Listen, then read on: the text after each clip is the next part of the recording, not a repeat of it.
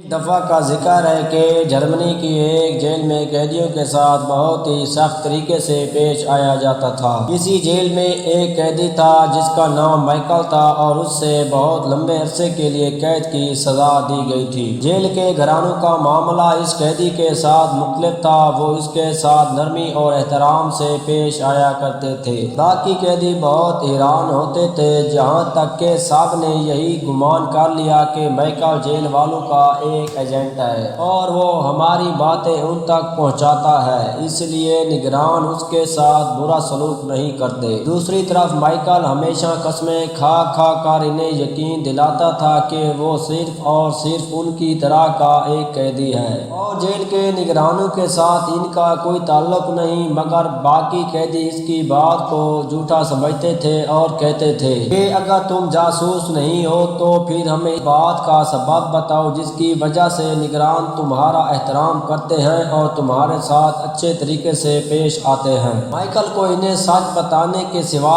کوئی راستہ دکھائی نہ دیا۔ اس نے سب قیدیوں کو جمع کیا اور ان سے پوچھا، تم لوگ اپنے ہفتہ وار خطوط میں کیا لکھتے ہو؟ سب نے کہا، ہم ان نگرانوں کی سختی، اپنی ان سے نفرت اور ان معلوم نگرانوں کے اپنے اوپر ڈھائے جانے والے ظلم کو لکھتے ہیں۔ مائیکل مسکرایا اور کہا، مگر میں اپنی بیوی کو لکھے جانے والے اپنے ہفتہ وار خطوط کی آخری سطور میں نگرانوں کے حسن سلوک کے بارے میں لکھتا ہوں، حتیٰ کہ بعض نگرانوں کے نام لکھ کر ان کی تعریفیں بھی کرتا ہوں۔ قیدی مائیکل کی بات سے بہت حیران ہوئے۔ ان میں ایک نے بہت غصے سے کہا، اس سب کا تمہارے ساتھ اچھے سلوک کا کیا تعلق ہے، حالانکہ تم نگرانوں کے ظلم سے واقف ہو؟ مائیکل نے کہا، او عقل مندو، ہمارے خطوط جیل سے اس وقت تک باہر نہیں جاتے جب تک نگران انہیں پڑھ نہ لیں۔ وہ لکھی جانے والی ہماری چھوٹی بڑی بات سے آگاہ ہوتے ہیں، وہ تو لوگوں کی نفرت کے بارے میں بھی جانتے ہیں۔ اب تم لوگ اپنے خطوط لکھنے کا طریقہ بدلو، پھر دیکھو کیا ہوتا ہے۔ اگلے ہفتے سے قیدی بہت حیران ہوئے کہ نگرانوں کا سلوک مائیکل سمیت تمام قیدیوں کے ساتھ بہت ہی برا ہو گیا۔ مائیکل بہت حیران ہوا اور سب قیدیوں کو جمع کر کے پوچھا کہ تم لوگوں نے اپنے خطوط میں کیا لکھا تھا؟ سب نے کہا، ہم لوگوں نے یہ لکھا تھا کہ مائیکل نے ہمیں ایک نیا طریقہ بتایا ہے کہ کس طرح نگرانوں کو دھوکہ دیں اور ان کا اعتماد اور رضا حاصل کرنے کے لیے اپنے ہفتہ وار خطوط میں ان کی جھوٹی تعریفیں کریں۔